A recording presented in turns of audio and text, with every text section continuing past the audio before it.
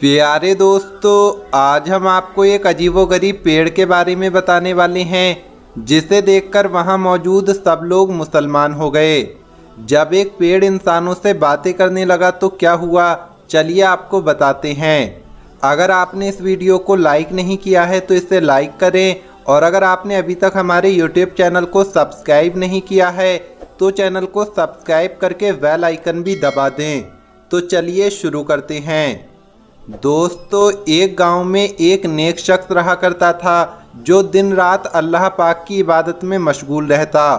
एक बार ऐसा हुआ कि वो एक घने जंगल से गुजर रहा था। वहां उसने एक अजीबोगरीब मंजर देखा कि एक पेड़ के पास बहुत सारे लोग इकट्ठा थे और कुछ लोग उसके आसपास हाथ जोड़े खड़े हुए थे और पेड़ से कुछ मांग रहे थे। वो नेक शख्स करीब गया और एक आदमी से पूछने लगा कि तुम लोग ये क्या कर रहे हो। उसने कहा, ये हमारा खुदा है और हम इससे मांग रहे हैं, हम इसकी इबादत करते हैं, इसकी पूजा करते हैं। लोगों को ये काम करता देख उसे बहुत ज़्यादा गुस्सा आया। उस वक्त तो उसने कुछ भी नहीं कहा और वहाँ से चला गया। वो घर आकर गुस्से में कहने लगा कि वो लोग अल्लाह पाक को छोड़कर उस पेड़ की इबादत कर रहे हैं। अब तो मुझे उस पेड़ को काटना ही पड़ेगा ताकि ये शिरकिया काम ख़त्म हो जाए।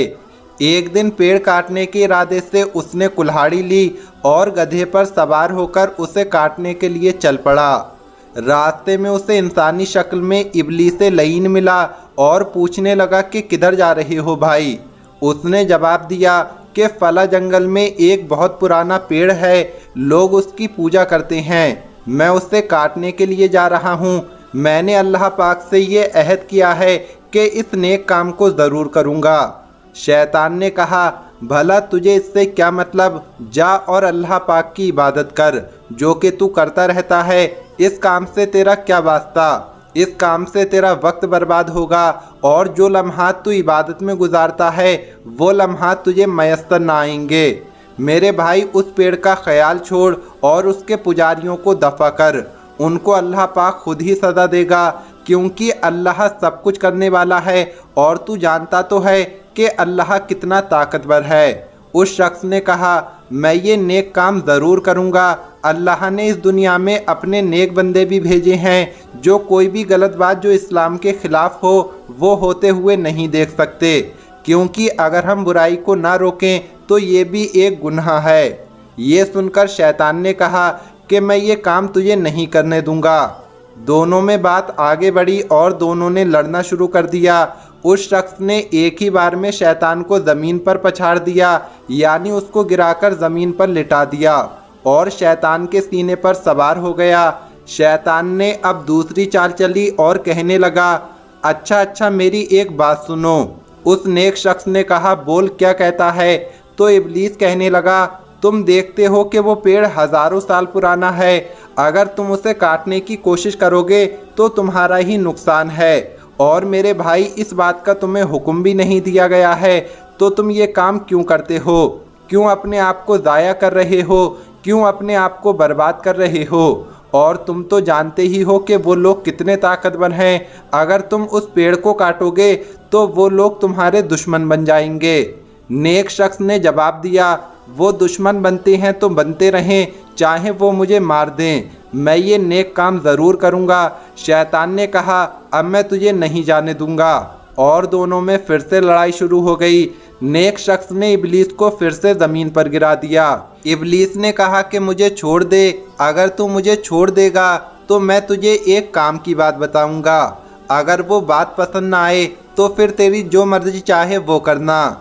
ये सुनकर नेक शख्स ने हाथ रोक लिया। शैतान ने कहा, ए नेक आदमी, तुम तंगदस्त हो, मैं जानता हूँ तुम गरीब हो, और अगर मैं तुमसे कहूँ कि तुम्हें बहुत सारा पैसा मिलने वाला है जिसको तुम खुद भी अपने काम में लाओगे और फ़कीरों में भी खर्च करोगे, अगर तुम ये बुराई का काम रोकना चाहते हो तो उससे बेहतर ये है कि तुम कोई नेक काम कर लो, और वो काम है किसी गरीब को खाना खिलाना।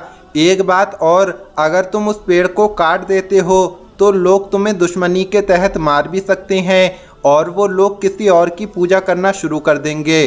तुम देखते तो हो कि इस घने जंगल में न जाने कितने दरख्त हैं जो बहुत ही ज़्यादा पुराने हैं। वो लोग अपनी इबादत को हरगिज़ नहीं रोकेंगे, तो फिर क्या फ़ायदा तुम्हारे कुर्बानी देने का। इससे बेहतर यही है कि तुम वो पैसे ले लो जो मैं तुम्हें देने वाला हूँ और अपने आप पर भी खर्च करो और लोगों को भी खर्च करवाओ, यानी लोगों को भी खाना खिलाओ, सदका करो। मैं वादा करता हूँ कि रोज़ सुबह तुम्हारे सिरहाने 2 दीनार रख दिया करूँगा। वो नेक शख्स जो कुछ देर पहले उस शैतान का दुश्मन था, दरअसल वो उसे इंसान ही समझ रहा था। आखिरकार शैतान अपनी चाल में कामयाब हो गया। उसने कहा कि मैं सुबह सवेरे तुम्हारे पास 2 दीनार रख दिया करूँगा, तो तुम उसको इस्तेमाल करना। रोज़ाना तुम्हें 2 दीनार मिलते रहेंगे, एक खुद पर खर्च करना और दूसरा सदका कर देना। वो नेक आदमी जो कुछ देर पहले यही सोच रहा था कि मैं पेड़ को काट दूं और लोगों को शिर्क से रोकूं, वो शैतान की बातों में आ गया। उसने सोचा ये ठीक ही तो कहता है कि मैं इन 2 दीनारों में से एक खुद पर खर्च करूंगा और दूसरे का सदका खैरात करूंगा, और ये पेड़ काटने से ज़्यादा अच्छा है। बिल आखिर शैतान ने उसे बहका दिया। उसने शैतान से कहा, तूने जो बात कही है मैंने तेरी बात मान ली। अब तू अपने वादे के मुताबिक रोज़ाना मेरे सिरहाने 2 दीनार रखेगा, ताकि मैं खुद भी इस्तेमाल करूं और सदका व खैरात भी करूं। शैतान ने कहा, तू बहुत अच्छा इंसान है, तूने मेरी बात मानकर बहुत अक्लमंदी का सबूत दिया है। जा अब अपने घर जा। शैतान 3 दिन तक उसके सिरहाने 2 दीनार रखता रहा और उसे बगैर किसी मेहनत के 2 दीनार मिलते रहे। मगर चौथे दिन उसे दीनार ना मिले। उसने फिर से कुल्हाड़ी ली और अपने गधे पर सवार होकर उस शख्स को तलाश करने के लिए चल दिया कि मैं उसे जान से मार दूंगा। उसने अपने वादे को पूरा नहीं किया। उसने मुझसे कहा था कि मैं तुझे रोज़ाना 2 दीनार दूंगा, और अब वो अपने वादे से मुकर गया। अब मैं उस पेड़ को काट कर रहूँगा। मुझे उसकी बात नहीं माननी चाहिए थी। वो नेक इंसान फिर से जंगल की तरफ चल पड़ा, तो उसके पास फिर से शैतान आया और पूछा, अरे भाई क्या कर रहे हो? और इब्लीस कहने लगा कि तुम वो पेड़ नहीं काट सकते। तो वो शख्स कहने लगा, अच्छा ये बात है, तू रोकेगा मुझे इस काम से? ज़रा रोक कर दिखा। दोनों में फिर से लड़ाई शुरू हो गई। दोस्तों, आप लोग सोच रहे होंगे कि इस बार उस शख्स ने शैतान को फिर से हरा दिया होगा, लेकिन नहीं, इस बार ऐसा नहीं हुआ। इस बार शैतान ने उस शख्स को ज़मीन पर पछाड़ दिया, यानी ज़मीन पर गिरा दिया और सीने पर सवार हो गया। और शैतान कहने लगा, वापस चले जाओ, वरना अभी अभी इसी वक्त तुम्हारी गर्दन तन से जुदा कर दूंगा। वो शख्स डर गया और कहने लगा, मुझे छोड़ दो, मैं वापस चला जाऊंगा, लेकिन इतना तो बताओ कि पहले 2 मरतबा मैं तुम पर हावी हो गया, यानी पहले 2 मरतबा मैंने तुम्हें गिरा दिया और तुम्हारे ऊपर सवार हो गया, मगर अब की बार तुमने मुझे बेबस कर दिया और मुझे गिराकर मेरे सीने पर सवार हो गए।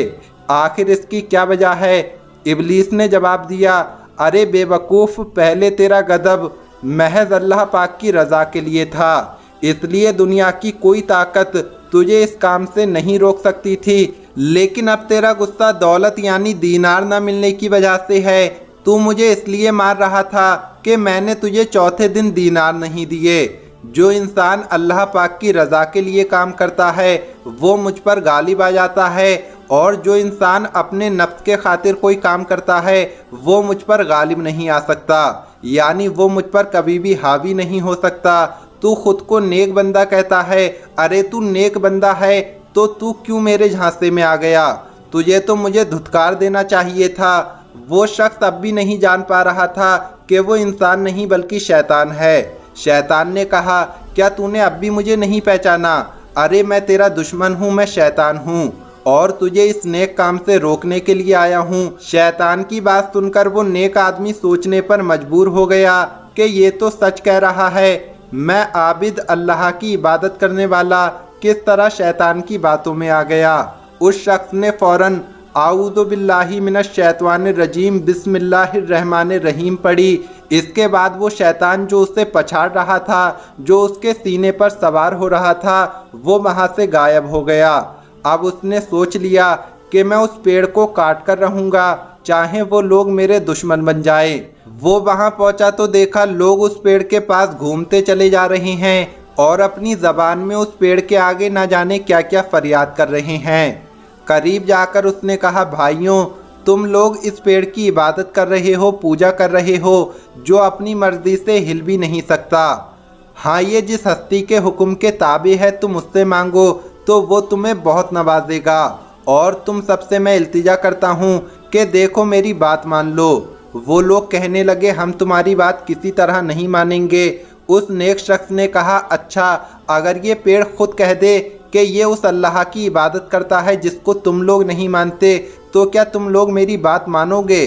तो क्या तुम लोग ईमान ले आओगे? उन लोगों ने कहा, हाँ, फिर हम तुम्हारी बात को मान लेंगे, लेकिन ये नामुमकिन है। नेक शख्स ने कहा, ऐसा हो सकता है। इसके बाद उस नेक आबिद ने अल्लाह पाक के हुजूर सजदा रेज होकर दुआ करना शुरू कर दी, ऐ रब, मुझे माफ़ कर दे। शैतान ने मुझे बहका दिया, मैं पैसों के एवज उसकी बातों में आ गया, लेकिन एकदम मुझ पर से वो जाल हट भी गया।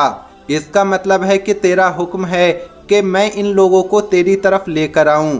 मेरे रब, मेरी मदद फरमा और इस पेड़ को कुव्वते गोयाई बख्श दे। अभी उसने दुआ की थी कि उसी वक्त पेड़ ने बोलना शुरू कर दिया और कहा, तुम लोग मुझे मान रहे हो, मुझे खुदा कहते हो, मेरे आगे घूमते हो, मुझसे अपनी मन्नतें मुरादें मांगते हो। देखो, यहाँ पर खड़े होकर अपने आप को बर्बाद करने से कोई फ़ायदा नहीं। ये शख्स जो कहता है, इसकी बात को सुनो। अल्लाह एक है, अल्लाह बेनियाज है, ना वो किसी का बाप है और ना किसी का बेटा, और कोई उसका शरीक नहीं। जाओ, उस अल्लाह की इबादत करो, मेरी नहीं। मैं तो उसकी मखलूक हूँ, जो तुम सबको यहाँ फैज़ पहुँचाने के लिए हूँ, साया देने के लिए हूँ और मीठे मीठे फल खिलाने के लिए हूँ। ये कहकर वो पेड़ चुप हो गया। वो लोग आंखें फाड़े उसकी बातें सुन रहे थे। उस शख्स की तरफ मुड़े और कहा, हम तुम्हारे दीन को मानने वाले हैं, तुम हमें कलमा पढ़ाकर मुसलमान करो, क्योंकि इस पेड़ ने खुद गवाही दी है कि हम तुम्हारी बात माने। उसके बाद उस शख्स ने तमाम लोगों को कलमा पढ़ाया और वो लोग उसके हाथ पर मुसलमान हो गए। ना ही वो पेड़ कटा और ना ही किसी का खून बहा। शैतान ने सिर्फ उसको मकरो फरेब के जाल में फंसाना चाहा, लेकिन वो आबिद था। अल्लाह पाक ने उसकी रहनुमाई की, क्योंकि हुक्म था उन सब लोगों को मुसलमान करने का। सुभान अल्लाह। दोस्तों, इस वीडियो में इतना ही। आप भी कमेंट बॉक्स में सुभान अल्लाह ज़रूर लिखें। इस वीडियो को लाइक भी ज़रूर करें। मिलेंगे अगली वीडियो में। अस्सलामु अलैकुम। अल्लाह हाफिज़।